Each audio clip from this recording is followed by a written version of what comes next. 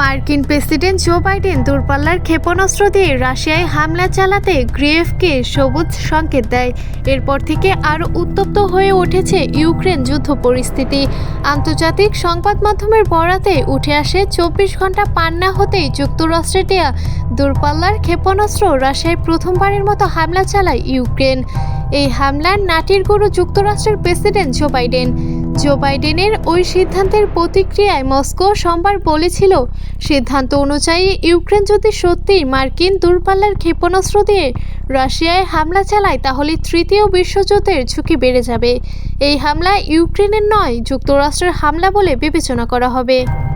এদিকে যুক্তরাষ্ট্রের ওই সিদ্ধান্তের পরপরই চলমান রাশিয়া ইউক্রেন যুদ্ধে রুশ বাহিনীকে পরমাণু অস্ত্র ব্যবহারের অনুমতি দিয়েছেন রাশিয়ার প্রেসিডেন্ট ভ্লাদিমির পুতিন।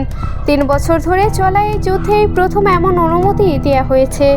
দুই চিরশত্রু যুক্তরাষ্ট্র রাশিয়ার পাল্টাপাল্টি এসব সিদ্ধান্ত ইউক্রেন যুদ্ধ নতুন মোড় নিতে চলেছে বলে মনে করছেন বিশ্লেষকরা।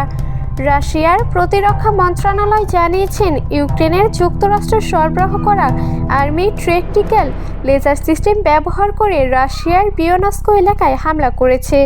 মোট 6টি ATACMS রাশিয়ার ছোড়া হয়।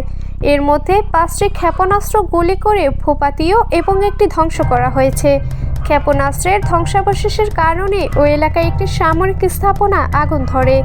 যুক্তরাষ্ট্রের ক্ষেপণাস্ত্র ব্যবহার করে হামলা চালানোর কথা ইউক্রেনের গণমাধ্যমেও উঠে আসে। ইউক্রেনের সামরিক বাহিনী বলেছে, সীমান্ত থেকে 100 কিলোমিটারের মতো দূরে কারাচিভ শহরের কাছে একটি রিপোর্টে ওই হামলা হয়। হামলার পর 12টি বিস্ফোরণের ঘটনা ঘটে।